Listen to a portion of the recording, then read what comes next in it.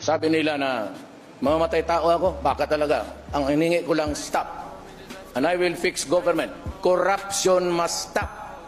If I'm into the presidency for 2 weeks, tapos walang maniwala sa akin, walang susunod, then even if you give me 10 years, I will not be able to do it. Pero ako kasi sabi ko, ordinaryong tao lang ako, ayaw kong mapahiya. Kaya pag sinabi kong huminto kayo.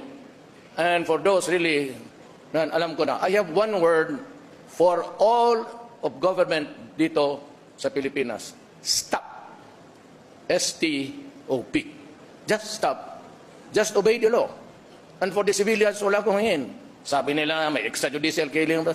It's not that, it's really the interest of the country. Gagawin ko po yan. I will stop corruption, walang droga, kung maaari lang, maubos ko.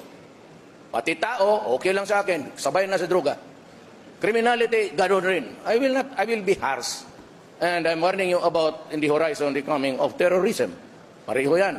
But I have to talk to the Mindanao people for peace. Hindi ito makaya kung anong usapan o gera. Kasi ito, historical ito. And even the NPAs, sabi nga ni Season, if I'm president of si Grace, he would come to talk. That is a welcome development. Wala akong hangarin except my country.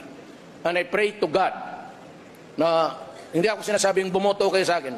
I pray to God that the nation will be enlightened by His grace and you can choose the leader.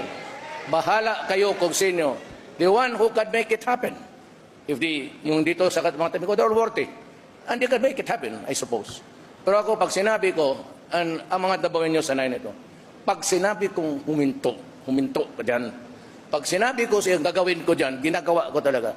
Even at the expense of sometimes. Well, it could be at the expense of honor, or the prestige, or the presidency.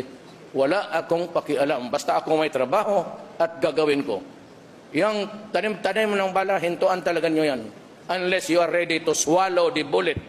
And I will make you do it. Kung hindi nyo alam yan, pupunta kayo ng Davao. Marami ng coin doon sa Central Bank na kinakain sa mga na hindi maniwala. I'm a very impatient man. Wala nga akong ipagyabang eh. Pagyabang ko, trabaho lang. I never claimed any greatness. Wala akong recognition sa school. Hanggang high school, 75 lang lahat. Okay lang yan. Pero noong naabogado ako, medyo matino na ako.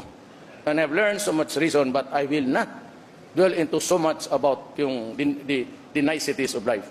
If it is the interest of the nation, I will do it. And finally, I'd like to thank Alan Peter Cayetano, my vice presidential candidate.